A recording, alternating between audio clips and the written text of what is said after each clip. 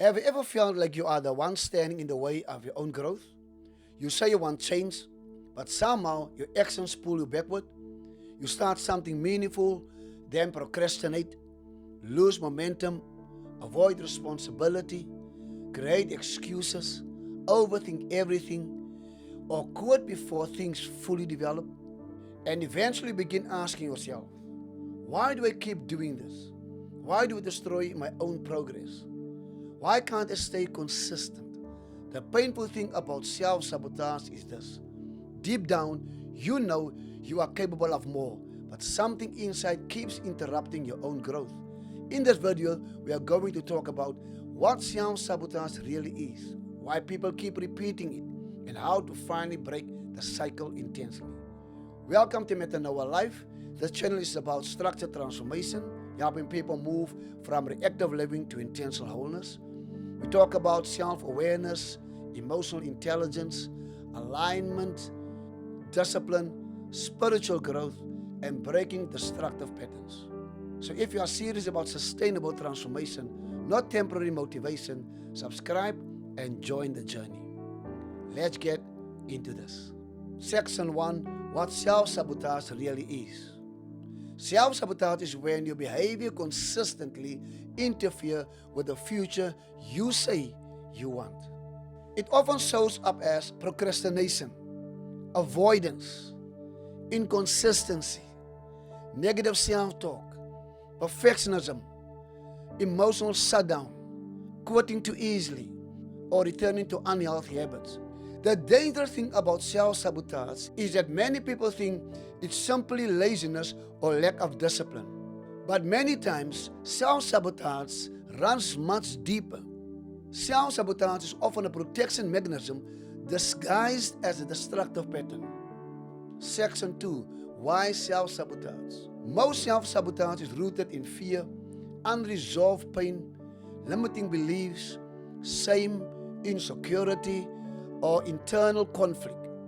For example, some people sabotage success because they fear failure, they fear rejection, they fear responsibility, or even fear becoming visible. Another example that I want to give you is others sabotage relationships because they fear vulnerability, abandonment, disappointment, or emotional exposure. Sometimes people unconsciously destroy opportunities because deep down they do not feel worthy of maintaining them. If your internal identity cannot handle growth, your behavior will eventually resist it. Section 3. How self-sabotage becomes a cycle. Here's how the cycle usually works. You become inspired, you start changing, progress begins, then discomfort appears. Fear increases, doubt increases, pressure increases, and instead of processing this discomfort intentionally, the old pattern returns. For example, you procrastinate, you avoid, you emotionally disconnect, you distract yourself, you stop showing up consistently. Then guilt appears, and eventually you restart the cycle all over again. Self-sabotage survives through unconscious repetition. Section 4. Step 1. Develop awareness. The first step to breaking self-sabotage is awareness. Ask yourself honestly, what patterns keep repeating in my life? What do I do right before I lose momentum? What situations trigger avoidance? What success or change feels uncomfortable to me? Awareness exposes what has been operating unconsciously.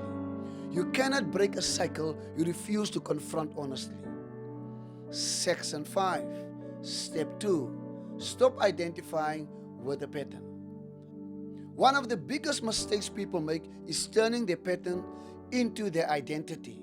For example, they say, I am just lazy. I'll never change. That is who I am. I always ruin things. No, a repeated behavior is not your identity. It's a conditioned pattern. You cannot transform effectively while constantly defining yourself by your dysfunction. Section 6. Step 3. Create alignment structure. Breaking self-sabotage requires more than awareness. It requires intentional alignment and reinforcement. Alignment means your routines, decisions, environments, habits, and behaviors begin supporting your growth intentionally.